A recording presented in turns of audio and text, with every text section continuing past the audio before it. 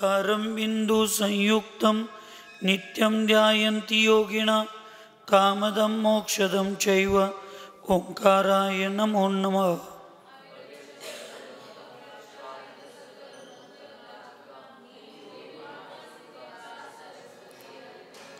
अज्ञानतिमिरां ज्ञानाञ्जनशलाकया चक्षुरुन्मीलितं येन तस्मै श्रीगुरुवे नमः। श्री परम गुरुभ्यो नमः। परंपराचार्य गुरुभ्यो नमः। सकल कलुष विध्वंसकं श्रेयसां परिवर्धकं धर्म संबंधकं भव्य जीव मन प्रतिबोधकारकं पुण्य प्रकाशं पाप्रनाशकमिदं शास्त्रं श्री मरणकंडिका नामधेयम् अस्य मूल ग्रंथकर्तार श्री सर्वज्ञ देवा स्तुतिग्रंथकर्तार श्री गंधर्देवाः प्रतिगणधरदेवाः तेषां वचोनुसारतामासाद्य अमितगति आचारेण विरचितम् इदं शास्त्रं श्रोतार सावधानतया शृण्वन्तु।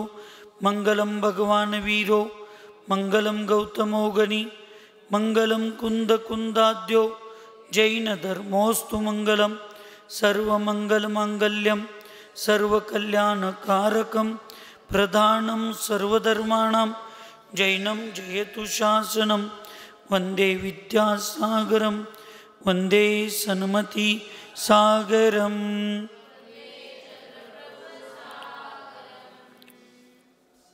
सिद्धानत्वा आराधिच्च चतुर्धाराधनाफलं क्रमेणां ध्रुवं वश्ये स्वस्वरूपोपलब्धे।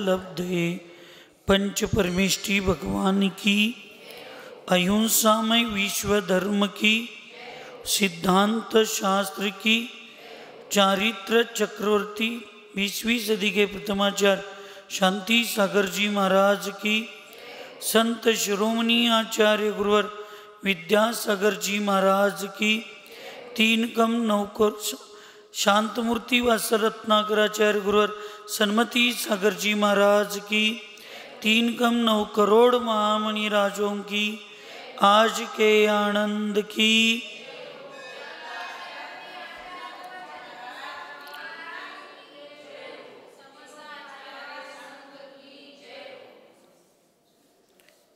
आचार्य भगवंत अमितगती महामुनिराज यांनी मरणकंडिका या महान ग्रंथामध्ये पूर्व चर्चेमध्ये केशलोच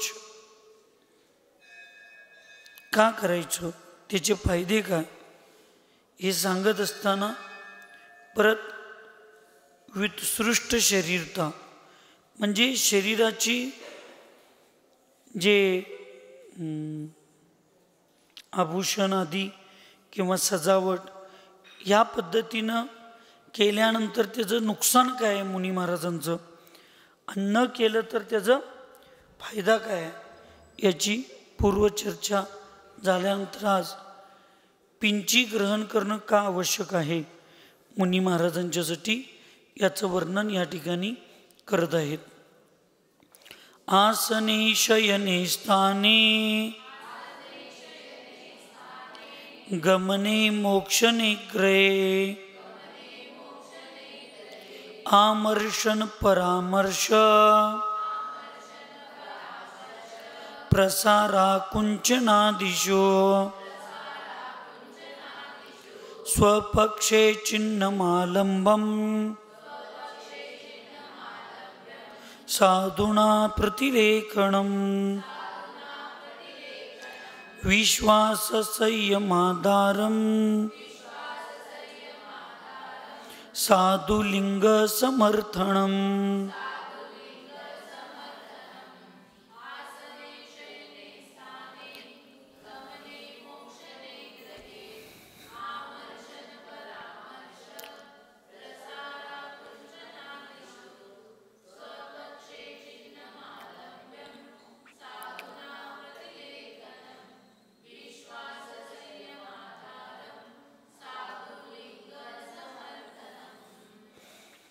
आसने म्हणजे आसन लावते वेळी, शयने झोपते वेळी, स्थाने स्थान ग्रहण करत असताना, गमने गमन करत असताना, मोक्षणे म्हणजे त्या ठिकाणी मोक्षणे ग्रहे म्हणजे कुठलीही वस्तू ग्रहण करत असताना, आमर्षणम परामर्श प्रसारा आकुंचन आदिषु म्हणजे शरीराला स्पर्श वगैरे करत असताना, अंगोपंगांचं शरीर आकुंचन करत असताना, शरीराचं प्रसारण करत असताना, या सगळ्याच्या वेळेला जिथं आपण ज्या क्षेत्राची आपल्याला आवश्यकता आहे जमिनीची, त्या जमिनीचंही परिमार्जन करायला पाहिजे आणि आपल्या शरीराचं पण केलं पाहिजे. म्हणजे जो आपल्या शरीराचा अंग त्या जमिनीवर जाणार आहे, ते अंग आणि ती जमीन दोन्हीचं काय करायला पाहिजे, पिंचीनं परिमार्जन करून घेऊनच मग एखादी वस्तू घेणे, एखादी वस्तू ठेवणे, अंग संकुचित करणे, अंग प्रसारित करणे आदी आदी. चालण्याच्या वेळेला दिवसभर असं नव्हे, चालण्याचा अर्थ तिथं घ्यायचा आहे अत्यावश्यक विधीसाठी. आपण ज्या वेळेला रात्रीच्या वेळेला चालतो त्यावेळेला पिंची परिमार्जन करत चालत गेलं पाहिजे, असं त्याचा अर्थ होतो. स्वपक्षे चिन्नामुलंब लंब्यम साधूनाम प्रतिलेखनम. आणि जी आपण स्वपक्ष म्हणजे स्वतःच्या कल्याणाच्या आत्मकल्याणाच्या हिताने आपण जी दिगंबर मुद्रा धारण केलेली आहे, इथं लिंग म्हणा थोडक्यात, अरिकालिंग साधुलिंग, हे जे आपण स्वीकार केलेलं आहे, ग्रहण केलेलं आहे, त्याची आठवण आपल्याला पाहिजे, ते कायम आपल्या स्मरणात असलं पाहिजे. म्हणून ते आपल्या स्वतःसाठी पण आणि इतरांच्यासाठी सुद्धा हे मुनी महाराज आहेत, ही आरिक आहे, ह्या संकल्प इतरांच्या पण लक्षात यावा आणि आपल्या स्वतःला पण ते विसर पडता कामा नये. म्हणून पिंचे एक साधन. नाही तर मग तुम्ही आणि आता दुरुकर काकी दीदी असं फिरा लागला, तुम्ही माताजी आणि त्यांनी ब्रह्मचारिणी, कसं कळणार? पिंचीच नसेल तर. इथं तर काय लिहिलं नाही अरे का कोण आणि काय. मग ते त्यांच्याही लक्षात यावं. आणि आपण पण म्हणतोय की नाही, आता आपण म्हणजे तुम्ही आणि आम्ही आपल्या बारक्यांना म्हणतोय की पिंची घेतलाय सा, कशासाठी घेतलाय जर लक्षात ठेवा म्हणतोय ना. म्हणजे तुम्ही आरिक आहे, तुम्ही महाराज आहे. आम्हाला आमचे गुरु म्हणत होते, तुम्हाला कशासाठी पिंची दिले लक्षात आहे का तुमच्या? म्हणजे आपण आपल्या कर्तव्यातून, आपल्या चर्येतून, आपल्या विचारातून, सम्यक्त्वातून थोडं विचलित व्हायचं लक्षण व्हायला लागलं तर आपली पिंचीच आपल्याला सगळ्यात मोठी मार्गदर्शक आहे. तू हे घेताना काय काय संकल्प केला जोबा, तू हे घेताना तुझे नियम काय लक्षात आहेत का तुझ्या?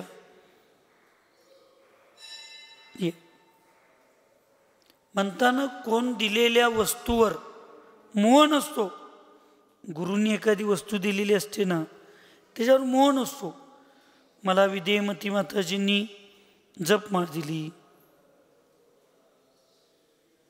किंवा चारुकीर्ती स्वामीजींनी मोठी जपमाळ दिली स्फटिकाची, किंवा आपले गुरु कोणतर आपल्याला काहीतरी देतात, त्या वस्तूवर आपला राग नसतो, त्या वस्तूवर आपली श्रद्धा असते. त्या वस्तूवर म्हणण्यापेक्षा ते देणाऱ्या व्यक्तीवर आपली श्रद्धा असते. आणि म्हणून त्या वस्तूची सुरक्षिततेची काळजी असते की ती माझं आठवण आहे, ती माझी काय आठवण आहे. म्हणून आपल्याला अशा वस्तू उपकरण ह्या गोष्टी ज्या असतात, या आपल्याला आपण ज्या अवस्थेत आहे त्या अवस्थेच्या कर्तव्याची, ज्यांनी आपल्याला हे दिलं त्यांच्या श्रद्धेची आपल्याला सुरक्षितता करण्यासाठी ह्या वस्तू निमित्त असतात.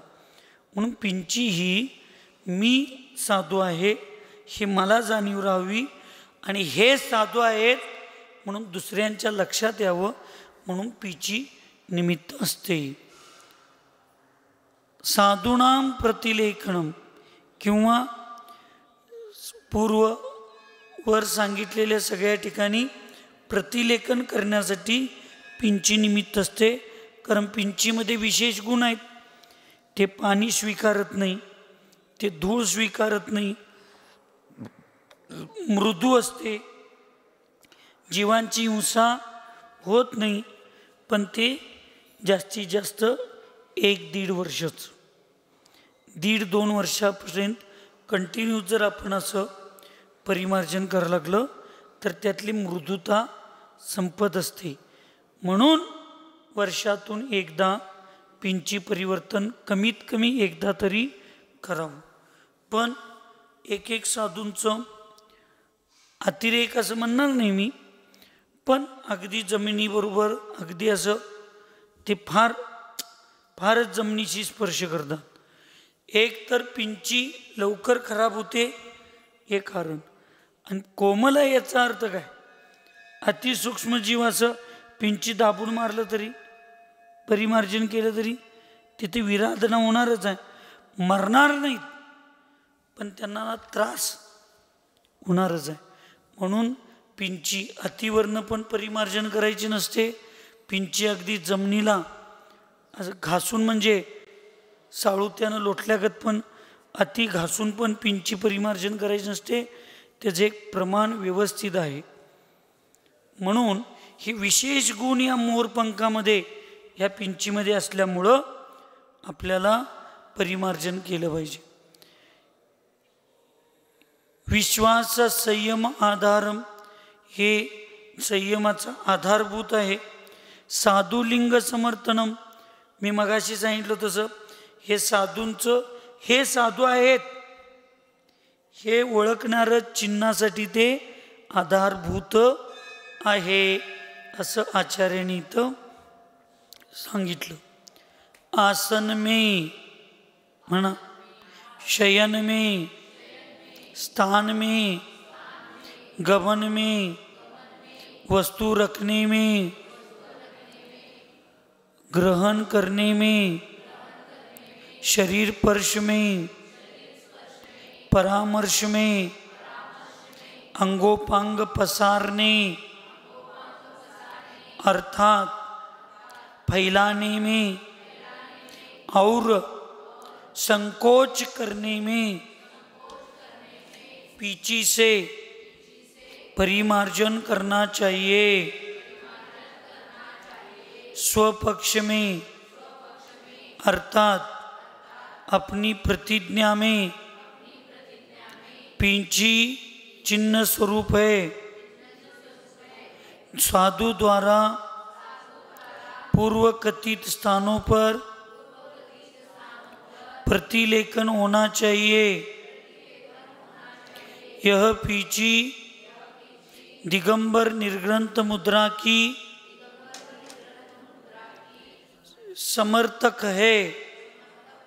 मनुष्यों को विश्वास कराने वाली है और संयम का आधार है. मैं इथं प्रश्न केला, स्वपक्ष का क्या अभिप्राय है? उत्तर देतात, स्वपक्ष अर्थात मैं सब जीवों पर दया करूंगा, ऐसी मुनिराज द्वारा की हुई प्रतिज्ञा यह पींची उस प्रतिज्ञा का चिन्ह अर्थात प्रमाण है. अर्थात यह अभयदान, अभय प्रदान का प्रतीक है. यह पींची सर्व मनुष्यों में विश्वास उत्पन्न कराती है. कि जब यह साधु अति सूक्ष्म कीट आदि जीवों की रक्षा के लिए पींची लिए हुए है, तब हमारे जैसे बड़े बड़े जीवों को बाधा कैसे पहुंचाएगा इत्यादी. काय सांगितले नी, स्वपक्षाचा अर्थार्थ मी सगळ्या जीवांच्यावर दया करणार आहे अशी जी प्रतिज्ञा माझ्या अहिंसेची झालेली आहे त्याची विसर मला पडू नाही. दुसरी अभयदानाचं ते प्रतीक आहे. तिसरं सगळ्या माणसांच्या मध्ये विश्वास करणार आहे की बाबा ही साधू पिची ठेवण्याचं सगळ्यात मोठं कारण काय आहे, अत्यंत सूक्ष्म जीवांची रक्षा करतात. मग अत्यंत सूक्ष्म जीवांना जरी पीडा देऊ शकत नाहीत तर आमच्यासारख्या बादर मोठ्या दिसणाऱ्या जीवांना कशी पीडा देतील. हे शारीरिक नुसतं घ्यायचं नाही, मानसिक सुद्धा घ्यायचं. म्हणजे मी दीदींना सगळ्यांना तुम्हाला देतोय ते मानसिक त्रास असं द्यायचं नसतंय. शारीरिक त्रासापुरतंच आपण पिचीचा उपयोग करायचा असं नाही. मानसिक त्रास सुद्धा आमच्यामुळं कुणाला होऊ नये याची सुद्धा भावहिंसा सुद्धा होऊ नये याचं लक्षण. ते चूक स्वीकारल्यावर राग येत नाही, आम्हाला चूकच करत नाही आम्ही असं समजल्यावर तुम्हाला त्रास होणार की नाही. मी चुकलोच नाही असं ज्यावेळी तुम्हाला वाटतंय आणि तरीसुद्धा महाराज आमचं कावत्यात असं ज्यावेळी वाटतंय त्यावेळी त्रास होतोय की नाही. एवढा विश्वास पानिपतच्या लढाईत मरून गेला. तो विश्वास सगळा पानिपतच्या लढाईतच गेला. हीच विश्वास आणि श्रद्धा असेल तर आपलं निशंकित सम्यक दर्शन. दोन गोष्टी असल्या पाहिजेत. एक तर मी काही ना काहीतरी चुकलोय आणि ते माझ्या लक्षात येईना म्हणून मला माझे गुरु आई वडील बोलायला लागलेत असं तर वाटलं पाहिजे. नसेल त्याचं आपण चिंतन केलं पाहिजे. नसेल तर जनरल बोलत असताना इतरांना बोललं तर वाईट वाटेल म्हणून गुरूंनी माझ्या नावाचा आधार घेऊन इतरांना स्थिर करण्याच्या भूमिकेतून म्हटलं असतील, त्याच्यातून मला काहीतरी शिकलं पाहिजे असं म्हणून श्रद्धा राहिली पाहिजे. आज ती फार कमी झाली, फार कमी झाली. आपण गुरूंना पुरावे देण्याची वेळ आणतो. मी चुकीचं आहे हे सिद्ध करण्यासाठी गुरूंना आपण पुरावे द्यायची वेळ आणतो, किंवा मी चुकीची नाही, मी चुकीचा श्रीकांत भैया मी चुकीचा नाही हे गुरूंना पटवून देण्यासाठी आम्ही परत चुकीचे पुरावे गोळा करत बसतो. हितच आपल्या समर्पणाबद्दल प्रश्नचिन्ह उत्पन्न होतो. तिथंच प्रश्नचिन्ह होतो. मग निशंकित सम्यक दर्शन तिथं राहतं नाही. काल एक दोघं जण म्हटले की आम्हाला दीक्षा घ्यायचं आहे म्हणून आम्ही इथं आलोय. दीक्षा घेणं याचा अर्थ कपडे काढणे, पांढरी साडी नेसणे आणि पिंची घेणे हे बहिरंग लक्षण. दीक्षा घेण्याचा अर्थ अंतरंगातील मान, कषाय, मायाचरी या सगळ्यांना जिथल्या तिथं सोडून आलं पाहिजे. जिथल्या तिथं आपण आरिक आहोत, आपण एकटे फिरू शकत नाही. याचा अर्थ आम्हाला कुणाच्या तर बंधनात राहणं गरजेचं आहे. आणि ज्यांच्या बंधनात आणि तुम्ही ज्यांच्याकडे दीक्षा घ्यायचा विचार करताय ती 24 तास 12 महिने तुम्हाला संगत ठेवून घेऊ शकत नाहीत. तर मला माझे गुरु कुणाच्या तर बंधनात ठेवणार आहेत, तर ते बंधन स्वीकारायचं आणि ज्यांच्या जवळ मी राहतोय त्यांना गुरु स्वरूप स्वीकारायचं पाहिजे. आणि मग ज्यांच्या जवळ आपण राहतोय त्यांचा स्वभाव चांगला असू दे किंवा नाव चांगलं असू दे त्याच्याशी आपला संबंध नाही. ते आम्ही चुकलो तरी कावतील, नाही चुकलो तरी कावतील. ते चांगल्या विचारानं कावतील, चुकीच्या विचारानं कावतील. माझ्या परिवर्तनासाठी कावतील किंवा माझ्या ईर्षेपोटी कावतील. कशाही गोष्टी करू देत, माझ्यामुळं माझ्या मूळ दीक्षा गुरूंना कुठलेही विकल्प होणार नाहीत. आणि मी माझ्या आयुष्यात कधी त्यांच्याकडं, मी ज्यांच्या जवळ आहे त्यांची तक्रार कधी सांगणार नाही. एवढं समर्थन ज्या दिवशी होईल, तेवढी मनाची तयारी ज्या दिवशी होईल, मग ते प्रवचन करायला देऊ देत, प्रवचन करायला नाही देऊ देत. मी आजारी असलो तरी मला विहार करायला संगत चल म्हणले तरी वाटत गेल्यावर जीव जाऊ दे, समाधी होऊ दे. हे समर्पण फार महत्वाचं आहे. आणि हे समर्पण म्हणजे दीक्षा आहे. केश लोच, पांढरी साडी हे बाकी सगळीजण प्रामाणिकपणे करतात, पण हे समर्पण नसल्यामुळं संघामध्ये कुठलेही असू देत संघर्ष होण्याची कारणं ही असतात. त्यामुळं ज्या महिलांना दीक्षा घ्यावशी वाटतं त्यांनी संघातल्या माताजींच्या समोर तुमची चर्या, तुमची क्रिया, तुमचे परिणाम तुम्ही दाखवून त्यांचं मन पहिला तुम्ही जिंकलं पाहिजे. त्यांच्या मनावर प्रभाव झाला पाहिजे.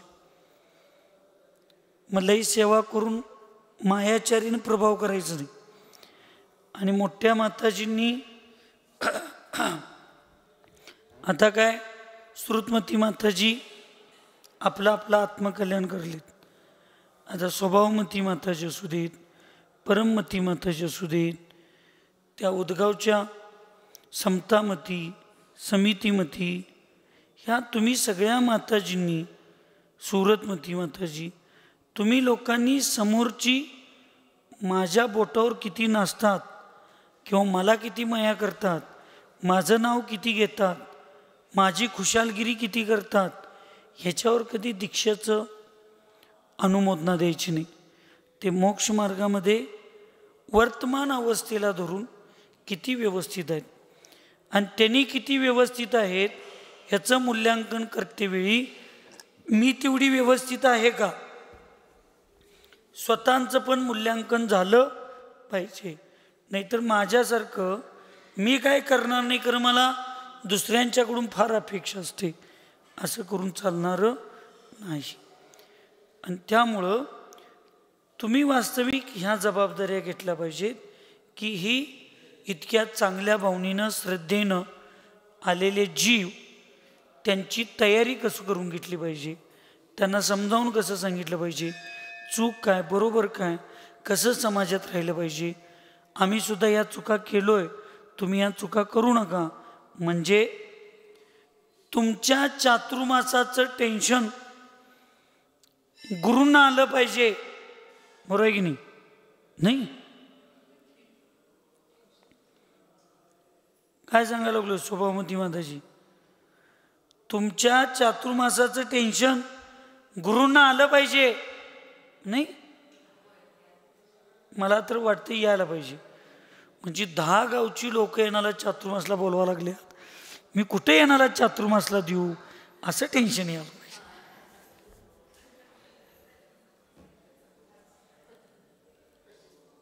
असं टेन्शन गुरूंना आलं पाहिजे.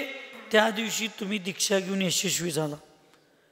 नाही आता येणारा कुठल्या गावात पाठवू, कोणच स्वीकारायला तयार नाहीत. हे टेन्शन ज्या दिवशी गुरूंना येईल त्या दिवशी समजायचं आपली दीक्षा व्यर्थ आहे, निरर्थक आहे, सार्थक नाही. एक गाव आम्हाला स्वीकारायला तयार नाही तर मग समाज कसं स्वीकारणार? हे तुमच्या बाबतीतच नव्हे, मी माझ्या बाबतीत. आता मी वासरात लंगडी गाई शानीसारखं मी शाना आहे, तो भाग वेगळा. पण ज्यावेळी गुरु असताना आमच्या बाबतीत हे विचार असले पाहिजेत की गुरूंना कुठलं टेन्शन येतं का? आपण आपल्या स्वावलंबन जीवन जगून गुरूंच्याकडून फक्त आदेश आशीर्वाद घेण्या इतकंच गुरूंना विचार करायला पाहिजेत. बाकी आपला कुठला विचार गुरूंना असता का? एवढी तयारी असली पाहिजे. पण तुम्ही बायका लोक कशी असताय, महिला आयुष्यभर सासूच्या तावडीत राहिलेलं असताय. जरा निम्म्या वयाच्या नंतर सुनेच्या तावडीत राहताय. आयुष्यभर तुम्हाला कधी मालक व्हायला घावलंच नाही आणि मग तुम्ही पिंची घेतला की अशी मालकीन होताय. तुम्हाला लहान कळत नाही, मोठं कळत नाही. नाही, सत्य आहे, आम्ही बघायला लागलोय. दीक्षेच्या अगोदर एवढं असं पोटात शिरत्यात की जणू आता मी यांना दीक्षा दिलो की त्या गुरुचं नाव एवढं मोठं होणार आहे असं वागतात. अनुभव आहेत माझे म्हणून सांगायला लागलो. आणि मी स्पष्ट बोलणारा व्यक्ती आहे. हे पहिला समर्पण करा. नम्रता, विनम्रता ह्या तुमच्यात एवढ्या असल्या पाहिजेत की तुमच्या सोबत, तुम्ही ज्यांच्या सोबत आहे त्यांनी तुम्हाला एक कानपाडीत जरी मारली तरी ती सहन करण्याची ताकद आली पाहिजे. तुमसे मेरे कर्म कटे, मुझसे तुम्ही क्या मिला? तुम्ही माझा अपमान केला, अभिनय केला, मी शांत बसलो, सहन केलो. माझ्या तर कर्माची निर्जरा झाली, पण माझ्यामुळं तुमचे परिणाम बिघडायला लागलेत. तुम्हाला कर्माचा बंद व्हायला लागलाय. वास्तविक तुम्ही माझ्यासाठी उपकारक आहात, मीच तुमच्यासाठी अपकारक आहे, असं भाव झालं पाहिजे. दुरक्कर काकी तर शिक्षिका होत्या. शिक्षकांचं विद्यार्थ्यांनी नाही ऐकलं तर शिक्षकांना चांगलं वाटते का वाईट वाटते? वाईट वाटते. तसं आपण ज्यावेळी दीक्षा घेईन, आपण ज्यावेळी संघात असतो तेव्हा आपण विद्यार्थी आहे आणि आपल्या गुरुस्थानावर असणारे आपल्यासाठी शिक्षक आहेत. मग आपल्याला आयुष्यभर शिकवत असताना विद्यार्थ्यांच्याकडून जी अपेक्षा आम्ही केली तीच अपेक्षा आमच्या गुरूंकडून आमच्या बाबतीत अपेक्षा असणार आहे. हे कर्मसिद्धांत समजा की मी आयुष्यभर गुरु झालो, विद्यार्थ्यांच्याकडून अपेक्षा ठेवलो.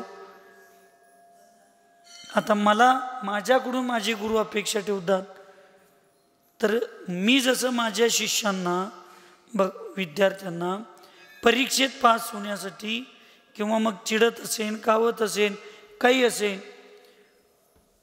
तसं माझ्या बाबतीत पण व्हायला लागले. पण मला तेवढं सक्षम व्हायचं आहे. हे समर्पण म्हणजे शिष्यत्व आहे. समर्थन म्हणजे शिष्यत्व नव्हे. आज शिष्यत्वाची व्याख्या काय झाल्या? चंद्रभाऊ सागर महाराजांचं ज्यांनी जिने नाव घेतात ते चंद्रभाऊ सागरांचे शिष्य, ते भक्त.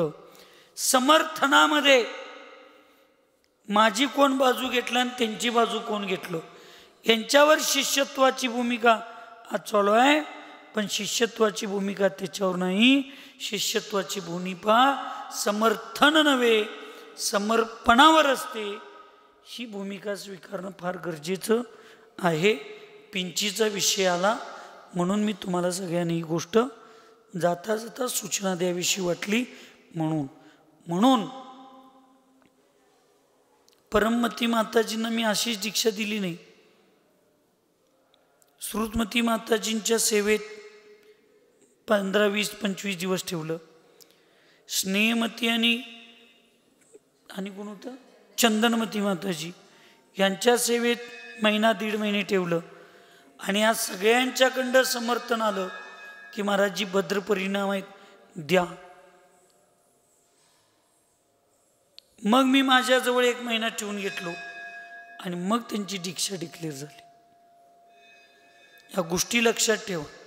त्यामुळं माझ्यापेक्षा तुमच्या दीक्षेची सगळ्यात मोठं बाह्य निमित्त कोण असतील तर ते माताजी. त्यामुळे त्यांची सेवा करा, दाखवण्यासाठी करू नका, तुमची दीक्षा होण्यासाठी करा. तुमच्यात किती संयम आहे, तुमच्यात किती समताभाव आहे. तुम्ही मध्ये बोलताय का इतरांच्या चर्चेमध्ये, शांत ऐकून घेताय. समर्पण असं पाहिजे, दीदी तुमचं मत काय आहे याच्यावर, असं विचारल्याशिवाय आपण मध्ये बोलायचं नाही. कुठलीही गोष्ट कधी उतावळेपणा करायचं नाही.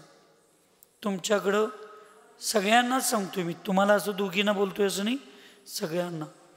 तुमच्या संयमाचं सगळ्यात मोठं प्रतीक काय आहे?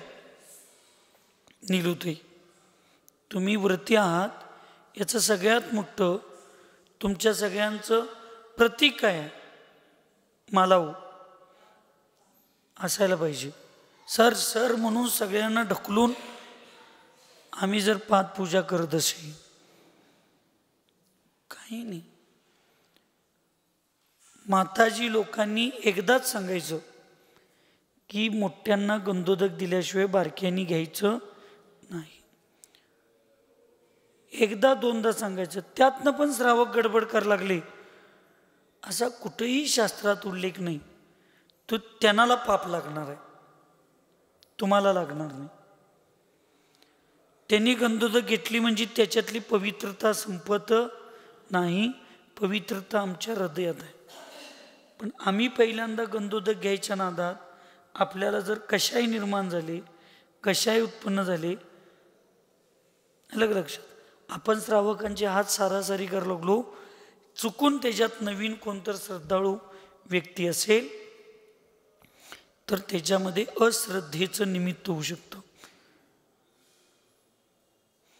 म्हणून आपण एकदा दोनदा तीनदा समजावून सांगायचं की गंधोदक साधूंना दिल्याशिवाय, मग ते भगवंतांचं असू दे किंवा गुरूंच्या पादपूजेचं असू दे, दिल्याशिवाय तुम्ही घेतला तर तुम्हाला अविनयाचा दोष लागतो.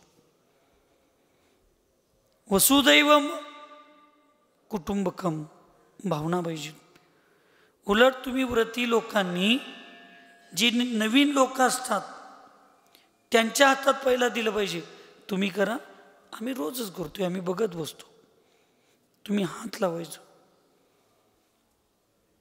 श्रद्धा ह्याच्यात असते की जी श्रद्धा, मग एकलव्याचंच का नाव आलं सांगा बघूया. एकलव्यानं कधी द्रोणाचार्यांची पादपूजा केल्या? एकलव्यानं कधी द्रोणाचार्यांच्या पायावर फुलं टाकल्यात? एकलव्यानं कधी द्रोणाचार्यांना एक घास जेवायला घातले? तरी पण काय एकलव्याचं नाव येते? वयावृत्ती भावनेमध्ये श्रीकृष्णानं कधी मुनी महाराजांना आहार दिलं? पण औषधदानामध्ये सगळ्यात पहिलं नाव कुणाचं येते? श्रीकृष्णांचं. का बरं? त्याने हट्ट धरला का मीच देणार आहे, माझ्या हस्तेच व्हायला पाहिजे, माझ्या घरातच व्हायला पाहिजे म्हणले काय? हे आपण वाचतोय, आपण ऐकतोय, पण ते स्वीकारत नाही. म्हणून आपलं पहिलं प्रतीक संयम. श्रुतमती माताजींच्या लक्षात असेल नसेल, वयाच्या मानानं लक्षात नसेल, लई व्याप वाढला म्हणून लक्षात नसेल, किंवा आता व्यवहार सगळं विसरून निश्चयाच्या आत्मचिंतनात रमलेत म्हणून लक्षात नसेल, किंवा आमच्यासारख्या बारक्या लोकांचे कुठे त्यांच्याकडे मोठे लोकधी लक्षात राहत आहे. दिंडोरीला आहारचर्या आचारशींची आम्ही करत होतो, दिंडोरीलाच ना. आणि सगळी लोक म्हणत होती आता आमच्याकडं कोण येणार, आचारशी कसे येतील? पण सगळीजण आम्ही भावना करायचं म्हणलो आणि अमरकंटकच्या मधी दिंडोरे तिथं पडगाणला आम्ही थांबलो. पहिल्यांदा असं झालं असेल की पहिल्या नंबरच्या चौक्यात आचार्य थांबले. कायम पुढं पुढं जाऊन मग येणार. आम्ही पहिल्या नंबरात होतो. मी पण सुमंगला हिरवाडे यांच्यासोबत मी पण साईडला होतो. नाही बघा तुम्ही काढून पहिला नंबरचा चौका होता, कारण पहिली बिल्डिंग होती, शाळा होती. हां मग आम्ही बिल्डिंगचं सांगणार. हां तिथं आले, उभं राहिले, आमच्याजवळच राहिले. आम्ही पडघाण केला, सगळं केलं. पण माताजींनी सांगायचं, मी स्वतः आचार्यजींना पडघाण करून सुद्धा फक्त एकच घास हार दिला, दुसरा घास मी दिला नाही. माझ्या हातातच आचार्यजींची ताटली होती, द्रव्य द्यायचं जे ताटली होती ती माझ्या हातात होती. मी पूर्ण शोधन करून आहार देत होतो. 2.5 वर्षानंतर मी पहिल्यांदा पडघाण, त्याच्या अगोदर 2.5 वर्ष मी पडघाण केलो नव्हतो. आणि मी आचार्यजींना सुरुवातीला 1-2 वर्ष काय माझे अनावधानानं दिलो अशीन गडबडीत. पण ज्या दिवशी आजीवन ब्रह्मचर्यव्रत झालं त्या दिवसापासून मी पडघाण ज्यावेळी केलोय तेव्हाच आहार दिलो. नाहीतर मी असं घाई गडबड करून कुणाच्या शिराशिरी करून कधी मी आहार दिला नाही. आम्हाला तिकडं सर म्हणलेलं सण होणार नाही. कोण तर बाहेर काढलं तर तो अपमान कोण सण करणार, कसं सण होणार आम्हाला. त्यामुळं आम्हाला ते सण झालं नाही. त्यामुळं आम्ही ती जातच नव्हतो तिथं. ही आपलं समर्पण ह्याच्यावर असते. सगळं मी देईन, सगळं मी करीन, मी सगळ्यांना काढीन, ह्याच्यावर संयमाची भूमिका राहत नाही. म्हणून आमच्या संघात आमच्या ब्रह्मचारिणींना आमच्या प्रतिमाधारी ज्या आमच्या संघस्थ काकी वगैरे आहेत, बघा गडबड करतात काय पुढे येऊन, गप शोधन करून देणे. आम्ही खुणवल्यावर एक घास घालायला येणे, आपण गडबड करायची नाही. आपण संघस्थ जर व्हायचं असेल तर संघाच्या नियमांना फॉलो केलं पाहिजे. लोक म्हणतात महाराजांच्या जवळची लोक काय घालूनच देत नाहीत. माझ्या बाबतीत नव्हे, इतर संघाबाबतीत त्या घरातल्यांना पण घालून देत नाहीत. एक परिस्थिती अशी आहे, त्या महाराजांनी ज्या चौक्यात आहारला गेल्यात त्या घरातलं भांडी आणि पाणी काय सांगायला लागलोय, भांडी आणि पाणी तेवढंच त्या चौक्याचं, बाकी सगळं खायचं साहित्य दुसरीच घेऊन येतात. मग त्या चौक्यात जाण्याचं प्रयोजन काय? त्या गरिबाच्या व्यक्तीचं, त्या श्रद्धेचं, भक्तीचं प्रयोजन काय? म्हणून बाहेरून घेऊन कोणीही काही येऊ दे, आम्ही एखाद दुसरी वस्तू, एखादा घास घ्यायचं, जावं म्हणायचं. हे व्रती लोकांनी एवढी मनाची तयारी ठेवली पाहिजे तरच. आणि तुम्ही आत्तापासून ही तयारी ठेवला तर साधू झाल्यावर तुम्ही चुकणार नाही. जे श्रावक अवस्थेत ज्यांनी कष्ट भोगलेत ते साधू झाल्यावर स्वयंपाक असा का झाला, स्वयंपाक तसा का झाला, भाकरी कच्ची का झाली, भाजीत लोण का कमी, काहीही म्हणत नाही, आनंदानं स्वीकारतात.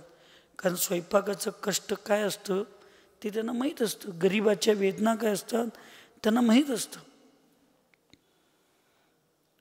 म्हणून आमचे आचार्य सन्मती सागर महाराज सांगत होते, ऐकायला काय झोपालाय, घरचं खाऊन कधीही मोक्ष मिळत नाही. म्हणजे डायरेक्ट घरात खायचं आणि दुसऱ्या दिवशी डायरेक्ट दीक्षा घ्यायचं, पंचमकालात चालत नाही. तुम्हाला समाजात गेलं पाहिजे, समाजाचं खाल्लं पाहिजे, समाज घालल ते खाल्लं पाहिजे, कसलं घालल तसलं खाल्लं पाहिजे, आणि ते सगळं खाऊन पण चेहरा आनंदी असला पाहिजे. ही ज्या वेळेला आमच्याकडे भूमिका स्वीकारून होईल त्यावेळेला आमच्या मनामध्ये समताभाव निर्माण होतो. माझा विनोदी स्वभाव आहे म्हणून मी कधी कधी चिडवतोय. श्रावणीखंड चांगलं लागलं, वैष्णवीखंड चांगलं लागलं नाही, हे एक विनोदाचा भाग आहे. किंवा यांचं भाजी चांगलं लागलं, त्यांचं लागलं नाही, तो विनोद. पण अंतरंगातनं ज्या दिवशी माझ्या मनात येईल श्रावणीनं घातलेलं चांगलं, रिंकूनं घातलेलं चांगलं नाही, तिची भाजी चांगली, यांचा स्वयंपाक चांगला, अंतरंगातनं ज्यावेळी मी म्हणेन त्यावेळी समजायचं सन्मती सागर महाराजांनी मला दीक्षा देऊन चूक केली, माझा अन्नावर आहारावर रागद्वेष चालू झाला. असं होता कामा नये. विनोदात्मक म्हणून एक करणं भाग वेगळा आहे, अंतरंगातनं नाही. मला बिन सांगता कोणतरी गेलं म्हणजे मी काय मालक नाही तुमचा, माझ्याकडं राजा घेऊन जायला कुबेर मामा देईन. पण परत गावात साधू असताना आपण साधूंना बिन सांगता जायचं नसते. आपण जबाबदारी व्यक्ती आहे, ही चूक परत होऊ नये म्हणून तुम्हाला सांगायचं असते, कावायचं असते. तुम्ही वरती आहात, काहीतरी गुरूंनी तुमच्या विश्वासावर 2 दिवसानंतरचं प्लॅन केलेलं असतात, माताजींच्या सेवेची योजना असेल, काहीतरी जबाबदारी द्यायचं असते, काही ना काहीतरी तुम्हाला काम सांगायचं असते, काहीतरी असं तुमच्या बाबतीत योजना केलेली असू शकते, ती चुकू नये. किंवा तिकडं तुम्ही जिकडं जाणार आहे तिकडं काहीतरी घेऊन जायचं असतंय, तुम्ही सांगितलं तर ती पाठवू शकता. आता तुमच्या गावातले एक अतिशयानी चावगरण श्रवण बेळगोळा जाऊन आले, तासभर माझ्या अगोदर आहेत माझ्याजवळ, आणि जाणार आहेत आम्हाला सांगितलंच नाही. आता आम्ही नमोस्तुतीने सांगितलो असतो जाणार आहेत म्हणल्यावर. तिथं गेल्यात आचार्यशींच्या पाशी, सगळ्या महाराजांच्या पाशी 1 दिवस राहून आल्यात. आता आचार्य महाराजांना बाकीचे महाराज समजूतदार आहेत म्हणून ठीक आहे, नाहीतर कोथीतनं आलेला माणूस आमच्या पाशी आलाय, चंद्रपूर सागर महाराजांच्या पाशी तासभर बसून आलाय, तरी पण चंद्रपूर सागर महाराजांनी नमोस्तू सांगितलं नाही. हा गैरसमज कुणाच्यात होणार? त्या साधू संघात होणार. आणि तुम्ही घरात येऊन बच्चीला करा, आमच्या साधूंच्या मनात एकमेकांच्या बद्दल विकल्प होणार नाहीत. म्हणून ज्यावेळेला साधू गावात असतात किंवा आपण साधूंच्या दर्शनाला जातो त्यावेळेला आम्ही पुढं कुठं जाणार आहे न सांगणाऱ्या स्थानावर तर तुम्ही जाणार नाही. धार्मिक आहे म्हणून म्हणालोय. चांगल्याच ठिकाणी जाणार आहे तर महाराज आम्ही इथनं पुढं असं चाललोय, पुढं काही कुणाला काही नियोजन, कुणाला काही सांगायचं आहे का, कुठं काही द्यायचं आहे का, तिकडं काही तुमचं काम आहे का, ही तुमच्याकडं भविष्यात चुका होऊ नयेत म्हणून साधू कावत असतात. साधू अंतरंगातनं कधीही चिडत नसतात, आणि जे साधू अंतरंगातनं चिडतात त्या साधूंना साधू म्हणण्याचा अधिकार राहत नाही. एवढी मनाची तयारी ठेवून साधू व्हायचं असतंय. पिंच्यानी कमंडल आणि पांढरी साडी आणि दिगंबर मुद्रा हे बाह्य लक्षण आहे. दिगंबर नाही, दिगंबरत्व जरुरी आहे. आतनं दिगंबर झालं पाहिजे, मन मोकळं राहिलं पाहिजे. लक्षात 5 गुणयुक्त पीची ग्रहण करनी चाहिए. लघ्व स्वेद रजोग्राही सुकुमार मुधुतितम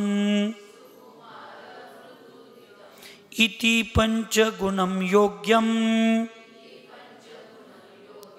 ग्रहीतुम प्रतिलेखनम.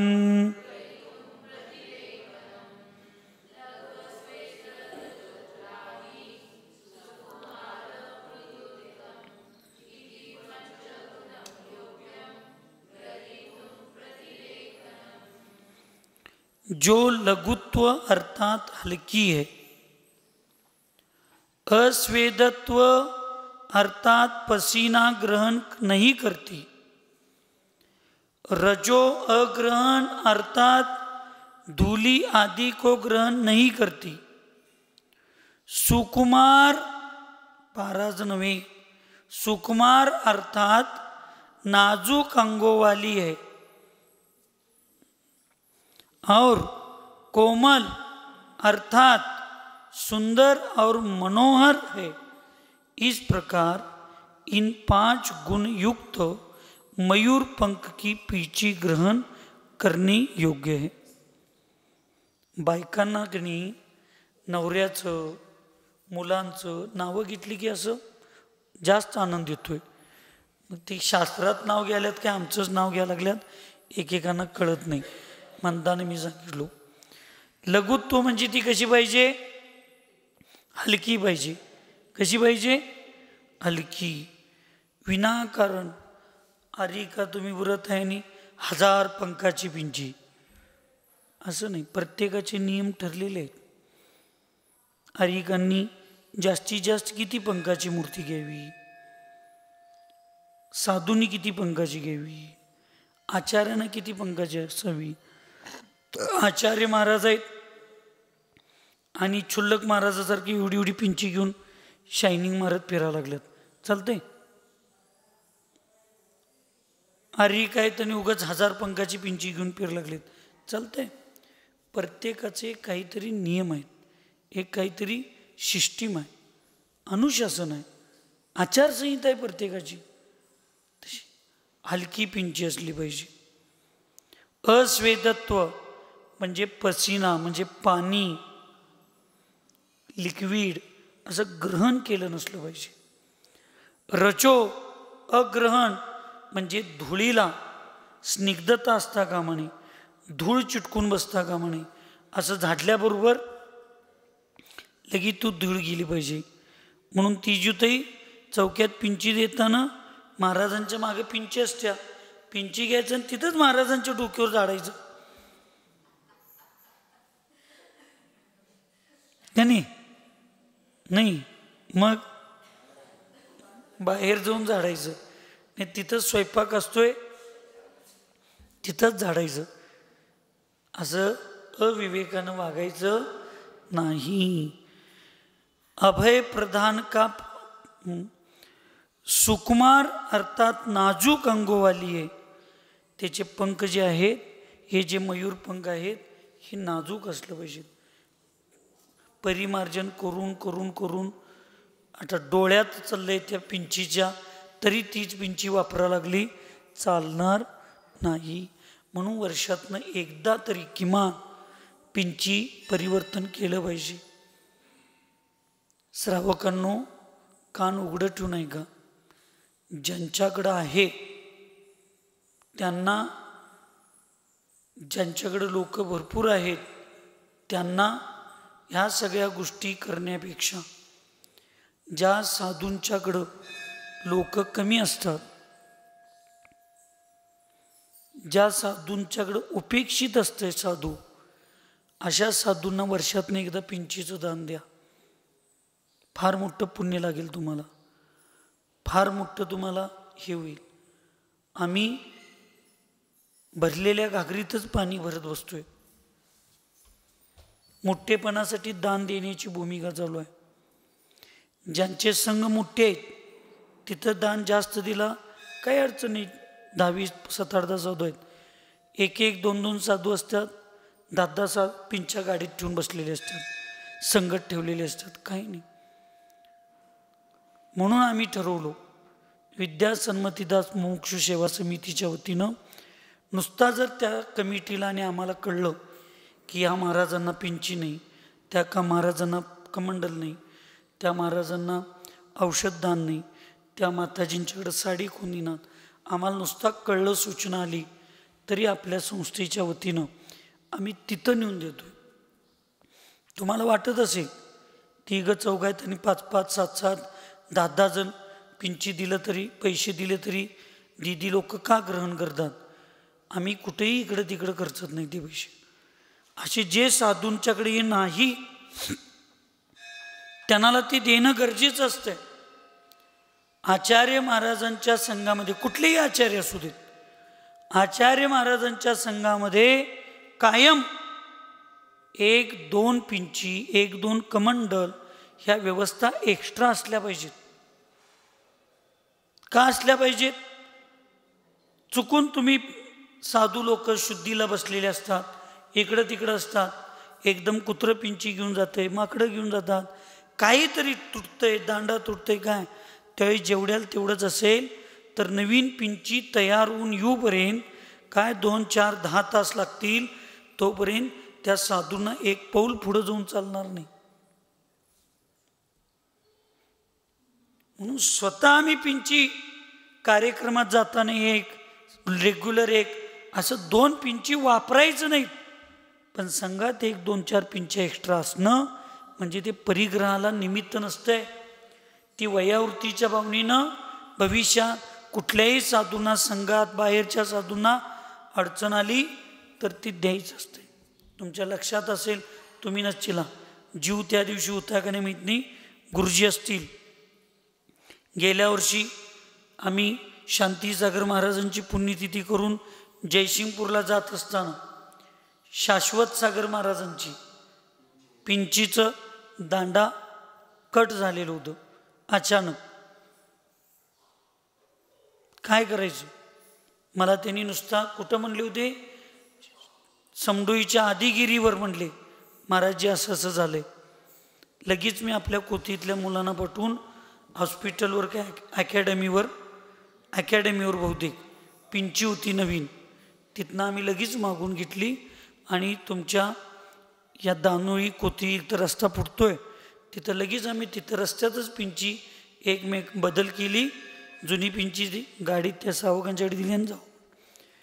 हे प्रसंग असतात. आपण कुठलेही विचार न करता एकदम बोलत जातोय. म्हणून कधी कधी अशा गोष्टी होतात. म्हणून पिंचीचं दान साधूंना देणं हे लक्षात ठेवा. साधू वर्षभर किंवा ती पिंची जोपर्यंत आहे तोपर्यंत जेवढं अहिंसा धर्माचं पालन करतील त्या पुण्य जेवढं मिळेल त्यातलं 6% पुण्य तुम्ही ते उपकरण दान दिलेलेच आहे. असं काय समजू नका. आता महावीर पाटलांनी पिंची दान नवीन दीक्षार्थींना द्यायचं ठरलं, काय 10-12 हजारची पिंचीला 1 लाख रुपये दान दिलं बघा.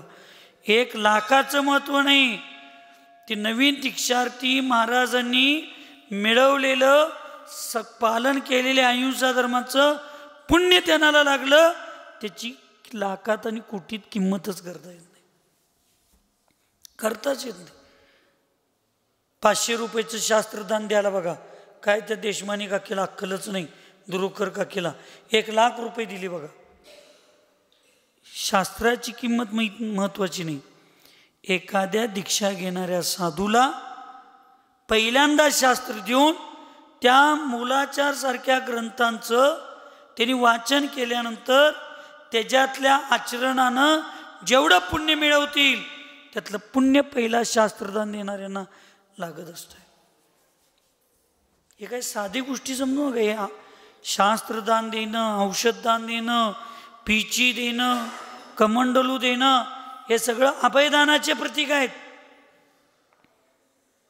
कमंडलू अभयदानाचं कसं प्रतीक आहे? कमंडलूमध्ये प्रासूक पाणी घेऊन साधू शुद्धी करतात. जर साधूंच्याकडे कमंडलू नसतं तर कुठलंही अप्रासूक पाणी घेऊन त्यांना जीवन जगावं लागलं असतं शुद्धी करायला. साधूला दिलेली कुठलंही उपकरण, लॅपटॉप मोबाईल ते सोडून कुठलंही उपकरण हे अभयदानाला निमित्तच असतं, लक्षात ठेवा. म्हणून आपण दान देताना विचार केला पाहिजे. म्हणून इथं वर्षातून एकदा का सांगितलं तर ते परिमार्जन करून करून त्याची मृदुता जात असते. आणि मृदुता गेली तर नुसतं हातात पिंची घेऊन अहिंसा धर्माचं पालन होणार नाही. प्रतिलेखन केल्यानंतर त्या सूक्ष्मजीवांची हिंसा होऊ शकते. म्हणून वर्षातून एकदा किमान एकदा तरी साधूंचं पिंची परिवर्तन होतं. कोमल अर्थात सुंदर और मनोहर है. इन 5 अशा 5 गुणांनी युक्त मयूर पंख की पीची ग्रहण करणे योग्य है. म्हणा, जो लघुत्व अर्थात हलकी है, अस्वेदत्व अर्थात पसीना ग्रहण नहीं करती, रजो अग्रहण अर्थात धूलि आदि को ग्रहण नहीं करती। सुकुमार अर्थात नाजुक अंगों वाली है, और कोमल अर्थात सुंदर और मनोहर है। इस प्रकार इन 5 गुण युक्त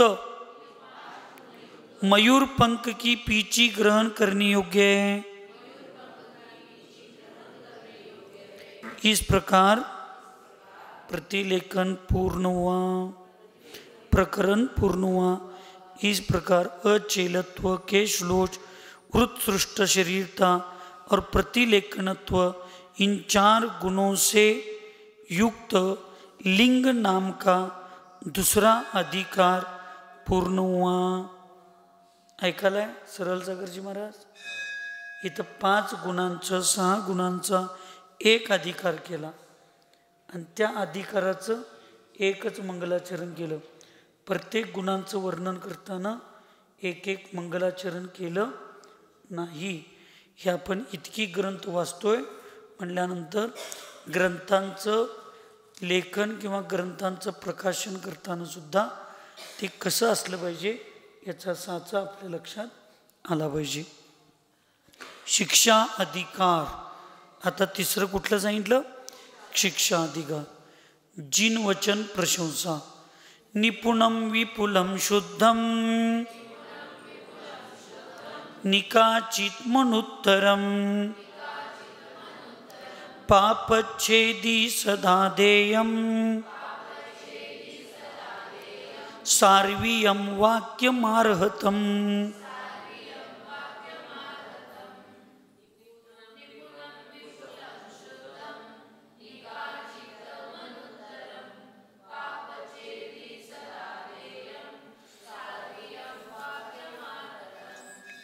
शिक्षा द्यायची आहे मला तुम्हाला पाराज काकी, काय द्यायचं आहे? शिक्षा, ज्ञान द्यायचं आहे। तर कुठलं ज्ञान द्यायचं आहे? तुम्हाला माझं वचन स्वीकारावं लागेल, पण मी तुम्हाला देताना कुठलं वचन द्यायचं आहे? ते वचन पहिला प्रामाणिक पाहिजे, नाहीतर आतंकवादी सुद्धा शिक्षा द्यायला लागले। चोरी करायचं पण शिक्षा नसते, त्याला पण शिक्षणच म्हणतात, ज्या त्या गोष्टीतलं प्रावीण्य असते ते। मग हिथं कुठला शिक्षा अधिकार सांगितला? हिथं कुठलं शिक्षा द्यायची आहे? इथं शिक्षा म्हणजे दंड नव्हे। शिक्षाचा अर्थ आहे या ठिकाणी ज्ञान, अभ्यास, कुठलं तप करावं, कसं करावं, काय करावं, मग नंतर दंड। मग जे शिक्षण द्यायचं आहे तुम्हाला ते कुठलं असलं पाहिजे? तर ते जिनेंद्र भगवंतांचं वचन असलं पाहिजे। मग जिनेंद्र भगवंतांचं वचन कसं आहे? प्रशंसनीय आहे। का प्रशंसनीय आहे? तर आचार्य सांगतात निपुणम। जिनेंद्र भगवंतांचं वचन कसं आहे?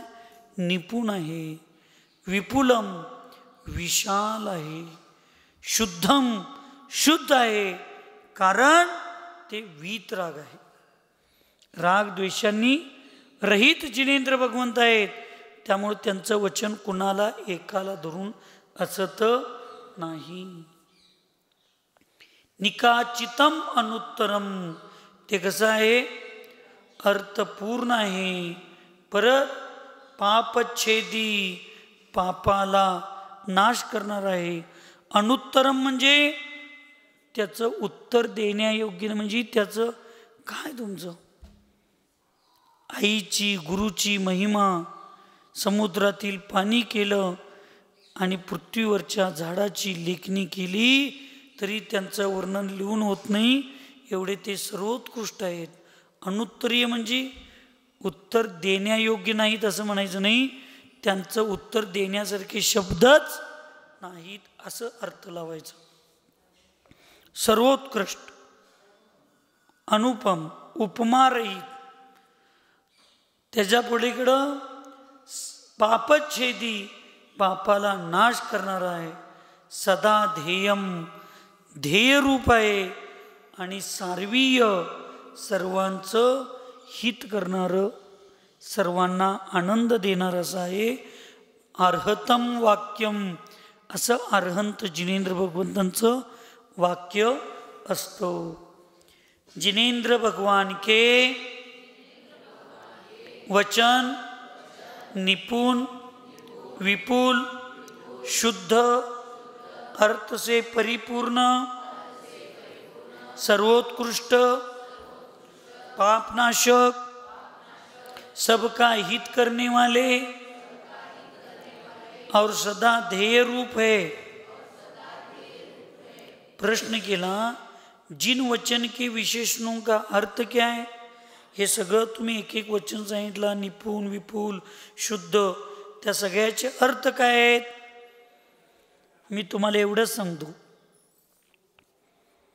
जी व्यक्ती जिनेंद्र भगवंतांच्या वचनावर, जिनवचनावर, गुरुवचनावर श्रद्धा ठेवत नाही, विश्वास ठेवत नाही, त्या व्यक्तीच्या वचनावर जग कधीही विश्वास ठेवत नाही. इतकंच जिनेंद्र भगवंतांचे वचन श्रेष्ठ आहेत. आणि जे जसं आहेत तसंच लोकांना सांगावं. त्याच्यात जर मायाचारी केलं, त्याच्यात जर मायाचारी केली तर त्याच्या एवढं मोठं पाप कुठलं नाही. त्याच्या एवढं मिथ्यात्व दुसरं काही नाही. मिथ्यात्वामुळं तर फक्त स्वतःचं नुकसान होतंय, पण जिनेंद्र भगवंताच्या चुकीच्या वचनामुळं सानिध्यात येणाऱ्या प्रत्येकाचं नुकसान होतंय. म्हणून जिनेंद्र भगवंतांचे वचन फार प्रामाणिक सांभाळून वापरले पाहिजे. निपुण, जीवादि पदार्थों का नय एवं प्रमाणानुसार विवेचन करने से निपुण है. जीवादि पदार्थांचं नय आणि प्रमाणानुसार विवेचन करणं अत्यंत निपुण, म्हणजे विवेचनपूर्वक, विश्लेषणपूर्वक ते सांगायला पाहिजे. असं वचन बोललं पाहिजे त्याची शंका कुणाच्या मनात राहिलीच नसली पाहिजे. शंकात्मक वचन कधी जिनेंद्र भगवंतांचं असत नाही. तुम्ही म्हणताय की छोट्या छोट्या गोष्टीला एवढं विश्लेषण करून का सांगताय? जिनेंद्र भगवंतांच्या वचनात शंका राहिली नसली पाहिजे असं वचन आपण सांगितलं पाहिजे. केवळ ज्ञानातल्या वचनात तर शंका असतच नाही. विपुल, निक्षेप, निरुक्ति एवं अनुयोग द्वार आदि द्वार जीवादि तत्वों का विस्तार पूर्वक निरूपण करने से विपुल है. विपुल काय, विशाल काय? एका नयानं सांगत नाहीत, सगळ्या नयांच्या अपेक्षेनं अनेकांतवाद रूप जिनेंद्र भगवंतांचे वचन असल्यामुळं ते विपुल आहे. शुद्ध, पूर्वापर विरोध, पुनरुक्तादि दोष एवं राग द्वेष से रहित होने से शुद्ध है. महाराज जी, पुनरुक्ती दोष येता का म्हणे? एकच शब्द, एकच वचन, एकच उत्तर सारखं सारखं जर त्या ग्रंथात या लागलं तर त्या ग्रंथामध्ये पुनरुक्ती दोष येतो. सरल सागरजी असे आहेत, सरल सागरजी तसे आहेत, दोनदाच, तिसऱ्यांदा ते तसे आहेत, हे असे आहेत, असं आलं पाहिजे. 10 गुणांचं वर्णन करताना 10 वेळेला सरल सागरजी येता कामा नये. पुनरुक्ती दोष लागतो. हे पुस्तक छापताना लक्ष असलं पाहिजे. पुनरुक्ती दोष, एकच प्रश्नाची उत्तरं 10 वेळेला आम्ही द्या लागलोय का? शास्त्राचं नाव बदललं म्हणून काय झालं? उत्तर तेच आणि सगळं तेच असेल तर ते पुनरुक्ती दोष येतात. पूर्वापार विरोधी म्हणजे विरोध नाही, पुनरुक्त दोष येणार नाही आणि राग द्वेषाने रहित असल्यानं ते शुद्ध आहे. अर्थ से भरपूर आहे, निकाचित, अर्थांनी भरपूर आहे. अनुत्तर, प्रतिपक्ष रहित एवं सर्वोत्कृष्ट आहे. प्रतिपक्षांनी रहित आणि सर्वोत्कृष्ट आहे. पापच्छेदी ज्ञानावरणादि द्रव्य कर्म रूप मल एवं अज्ञानादि भावमल आदि घातिया कर्म रूप पाप का नाश करने वाली है.